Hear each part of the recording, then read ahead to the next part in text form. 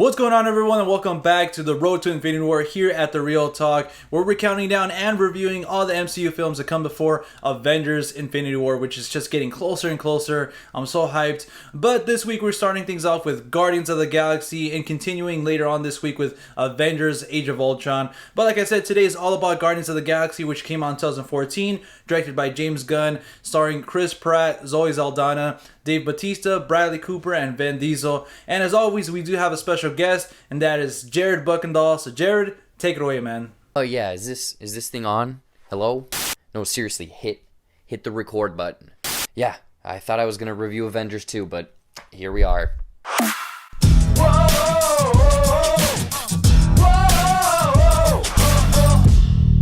Hey, John, Jared here, man. How's it going? Oh, we're not going back and forth on this review. Oh. So first things first, I want to thank you for this opportunity to join you on this road to Infinity War. All of these different creators that you're getting together, all of these awesome reviews, 10 years in the making of these movies. So just thank you for including me in this. Anyways, enough of that, let's get into it. So obviously all of you guys know that Marvel Studios has been having hit after hit with all of these Marvel superhero movies. So the studio and everyone took these big risks with these earlier characters like Iron Man, but in 2014, they probably took the biggest risk ever and went with Guardians of the Galaxy. Guardians of the what? What the crap is this? So yeah, Guardians of the Galaxy was a huge risk, but definitely paid off. Not only at the box office, but also critically, and also allowed the MCU to expand out to the cosmic universe. So a quick plot outline for some of you guys and gals that forgot, but Guardians of the Galaxy opens up to Earth in 1988, and we're introduced to a young Peter Quill, and his mom is dying of cancer, and then poof, he gets sucked into a spaceship, and the Marvel intro runs. 26 years later, we see Peter Quill, now self-named Star-Lord,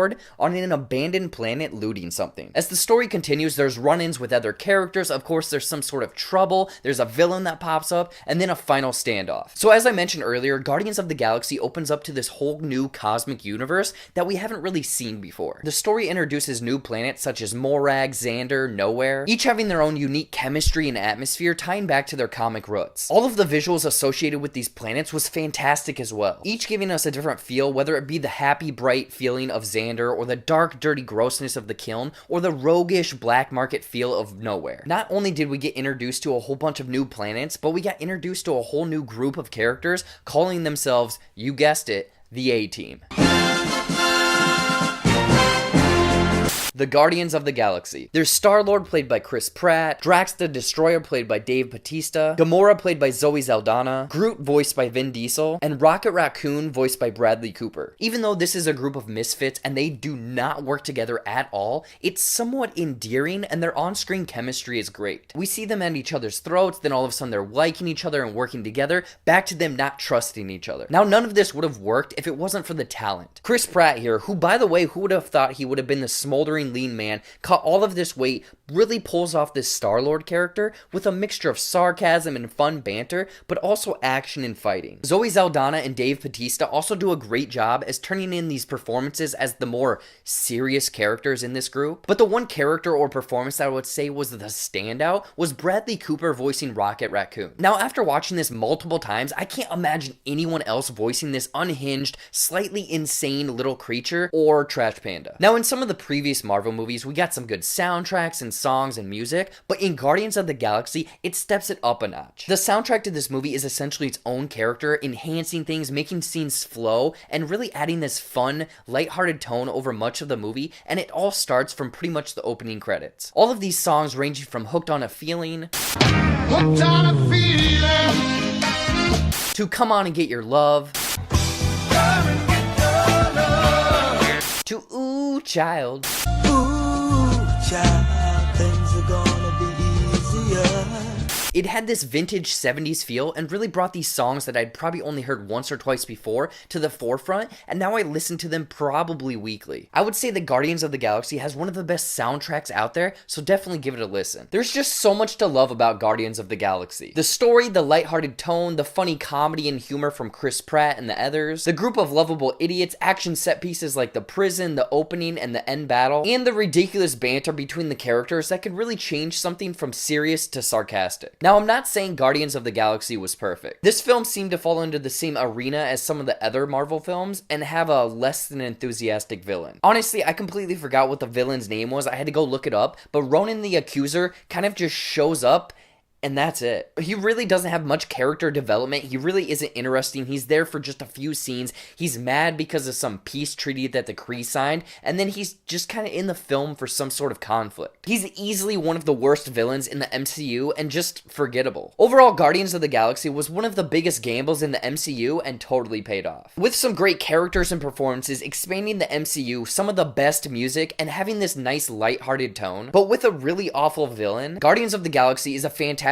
film, ranks probably in the top half of the MCU, is just a fun movie and 100% rewatchable. What do you guys think of Guardians of the Galaxy? Is it one of your favorite MCU movies? Or is the comedy lighthearted tone not really your cup of tea? John and I want to hear about it in the comments below. Now before I go, I quickly want to talk about the movie event of the century, Avengers Infinity War. I am super excited to find out how the Guardians tie into this movie, let alone everyone else, and what the heck is gonna happen. I mean, just from the first trailer and promotions, this movie looks bonkers. Like, there's crazy stuff happening, and this is gonna 100% change the MCU as we know it. Think about all of the characters that are gonna be in this movie or be introduced in this movie. Iron Man, the Hulk, Black Panther, Black Widow, Captain America, Falcon, Spider-Man. One eternity later. Doctor Strange, Vision, Thor, Scarlet Witch. What is gonna happen? Is Thanos gonna have all of the stones by the end of the movie? What beloved characters are gonna die? Are we gonna get introductions from newer characters like Captain Marvel? Is Fantastic Four gonna be Phase 4? These are all questions we need to know. Anyway, shameless plug here. You can find me on the social medias at Jared Buckendahl on Twitter, Instagram, Facebook, and Stardust. And you can also go ahead and like, share, and subscribe to this channel and my channel as well. John, thank you again for this opportunity. You're the bestest. This is awesome.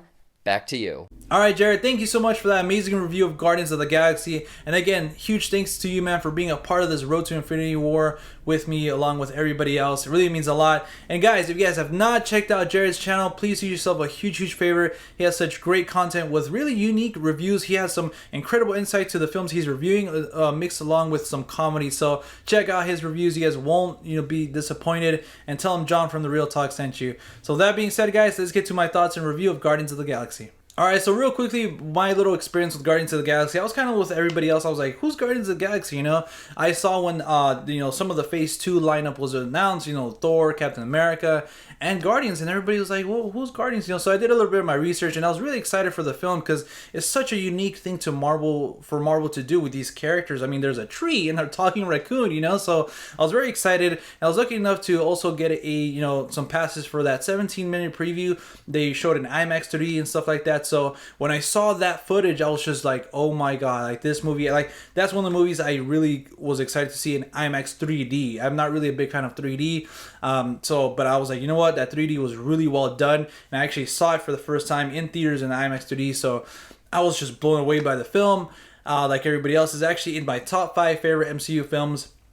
But with all that being said, I do have just 2 negatives, so let's get to those. So first off, obviously the villain, I really like Ronan, but he kind of was just there. I mean, he's nowhere nearly as bad as Malekith, the Dark Elf in Thor: The Dark World, but I felt like he was kind of just there. There was not really any depth. Like, you can kind of see where he's coming from, and the fact that he kind of disobeyed Thanos is like, oh crap, like, this guy has some balls to kind of go against Thanos, but he did have the possession of an Infinity Stone, so, I mean, he's not bad, like I said, nowhere nearly as bad as other villains, but I just felt like he was kind of lacking more depth. It would have been cool to see Ronan explored a little bit more, but maybe we're going to get that in Captain Marvel, because it was, stated that he's, ready to come back. They're going to use him in that along with some other characters. So we'll see what happens. And another little nitpick that I had is this time around seeing the film, and I always thought this, that this particular scene didn't really mesh well with the rest of the film. Like, it was kind of just had a nice flow, and then it just kind of halted a little bit with this scene, but I really enjoy it. It's kind of weird. I don't know. I just feel like it's kind of out of place, and that's the whole scene with when Drax is first introduced, and some other inmates, they know who Gamora is, so they're gonna go like try to kill her, and then Drax says like, no, like I'm gonna kill her, and then obviously Star-Lord comes and says, hey, let's not do this. So I don't know. That scene just kind of felt out of place for some reason, but that's a minor little nitpick. Alright, so starting off with my positives, I have to be honest with everyone. This movie holds a special place in my heart. It's probably, it is in my top 5 favorite MCU films. But when I saw this film, it just hit me in a certain way that just, I don't know, it just, everything about it for me was movie magic. It made me feel like a kid again at the theaters. And it's just, I love Star Wars. Star Wars is almost everything for me. And I don't really mind, I actually really like the new Star Trek films. But other than that, you know, I like space movies, but not a lot, you know, not as much as everybody else. So this one just kind of came at me and just said, you know what, like, let's go on an adventure. And that's what I felt like with this movie. Like, every time I see it, I'm glued, my eyes are glued to the TV. Everything about this film, like I'm going to talk about, I think James Gunn just knocked that out of the park, and he just delivered a very special film, not only to the MCU, but just to everybody in general. So let's get into the rest of my positives. Alright, so like I said, James Gunn has to be praised because he was able to deliver such a fantastic film of a team that nobody's really, you know, the general movie going audience never heard of, and made it a hit, you know? And like everybody always says, like, how are they going to make it work with a talking raccoon and a tree, you know? So I really felt like, you know, these characters were really important to him, and that's what made the film work, was these characters, the team dynamic.